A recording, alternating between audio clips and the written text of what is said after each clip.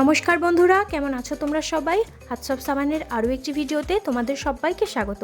আমার আজকের রেসিপি বাঙালির অতি প্রিয় ইলিশ ভাপা, তবে একটু অন্যরকমভাবে বানিয়েছি আজকের রেসিপিটা। ভিডিওটি শেষ পর্যন্ত দেখার অনুরোধ রইল, আশা করি ভালো লাগবে। এখানে আমি 3 পিস ডিম ভরা ইলিশ মাছ নিয়েছি, তাতে নুন আর হলুদ দিয়ে ভালো করে মাখিয়ে রাখবো 5 মিনিটের জন্য, যাতে মাছের ভেতরে নুনটা ভালো করে ঢোকে।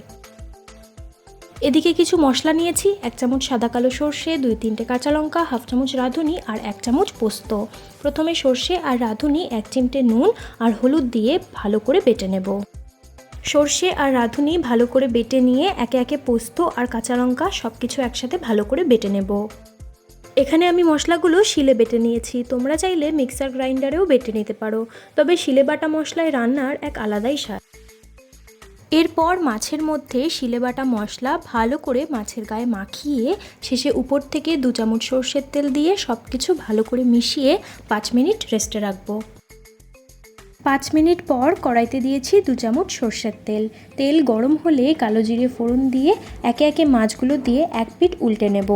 বেশি কিন্তু মাছগুলো ভাজা যাবে না, তাই এক পিঠ করে উল্টে যে মশলাটা দিয়ে মাছটাকে ম্যারিনেট করেছিলাম সেই মশলাতে একটুখানি জল মিশিয়ে মাছের ওপর থেকে দিয়ে তার উপরে 2-3টে কাঁচা লঙ্কা ছড়িয়ে আবারও মাছগুলোকে এক পিঠ উল্টে লো ফ্লেমে 5 মিনিটের জন্য ঢাকা দিয়ে রান্না করব। 5 মিনিট পর ঢাকা খুলে একটু দেখে নিতে হবে মাছগুলো সেদ্ধ হয়েছে কিনা।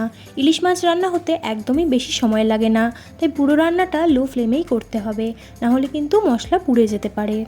এরপর এতে দিয়েছি হাফ বাটি নারকেলের দুধ। যদি দেখতে চাও কিভাবে নারকেলের দুধ তৈরি করেছি তাহলে অবশ্যই কমেন্টে জানিও, আমি এই ভিডিওর ডেসক্রিপশন বক্সে লিঙ্ক প্রোভাইড করে দেবো।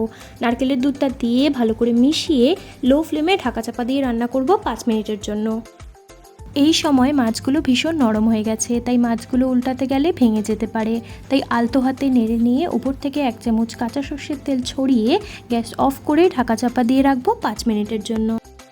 5 মিনিট পর ঢাকা খুলে গরম গরম সার্ভ করুন বাঙালির অতি প্রিয় ইলিশ ভাপা।